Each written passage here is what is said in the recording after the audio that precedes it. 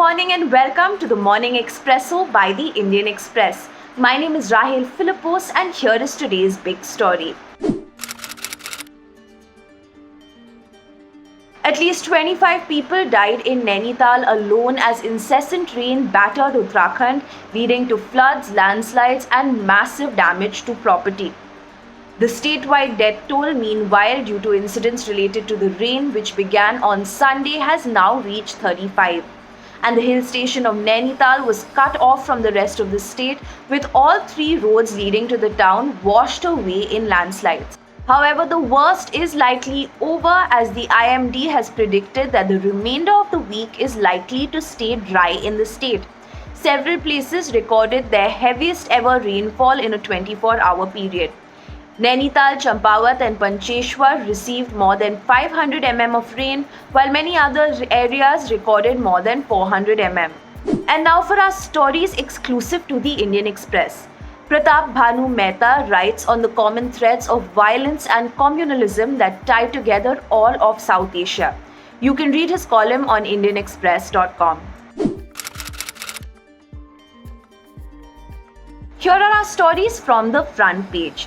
Ousted Punjab Chief Minister Captain Amrinder Singh said that he will be launching his political party soon and announced that he would consider allying with the BJP if they resolve the farmer protest issue. He also said that he may ally with factions of the Shiromani Akali Dal. The BJP welcomed his announcement, calling Amrinder the tallest leader of Punjab. Meanwhile, in Uttar Pradesh, AICC General Secretary Priyanka Gandhi made her first big move, announcing that 40% of all Congress tickets will be reserved for women this time.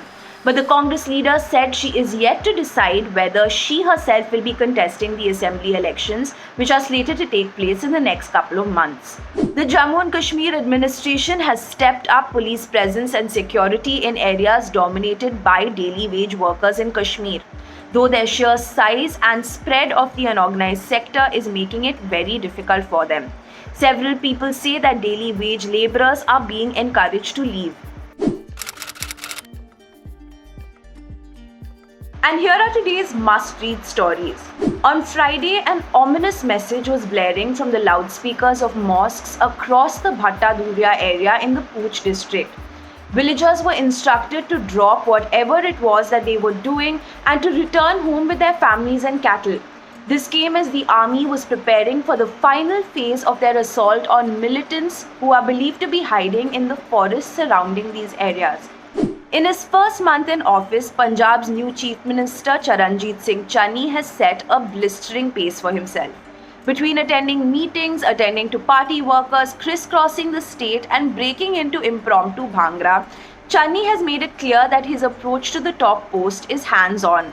The contrast couldn't be more stark given the virtual invisibility of his predecessor, Captain Amrinder Singh, which was also one of the reasons why the veteran was eased out of the CM's post in the first place.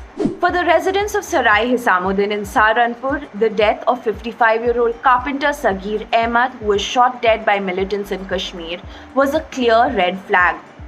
In the last 2 years, several residents, much like Ahmad, relocated to the valley in search of work after earnings plummeted amidst the pandemic. But with Ahmad's brutal murder, relatives of these residents are now urging them to rush home. And finally, growing up in Pakistan's Punjab, Haider Ali, their T20 batting hope, dreamt of being a nezabaz. Nezabazi or tent pegging is the high-risk sport that celebrates the daredevilry of men dangling dangerously from one side of speeding horses to scoop up wooden pegs. Later on, of course, he switched over to a safer substitute for thrill seekers in the subcontinent, cricket. The aggressive top-order batsman, often dubbed Pakistan ka Rohit Sharma, is now Pakistan's designated top-order run plunderer for this T20 World Cup. And that's all for today's Morning Expresso. Thank you for watching and don't forget to subscribe for the latest news updates.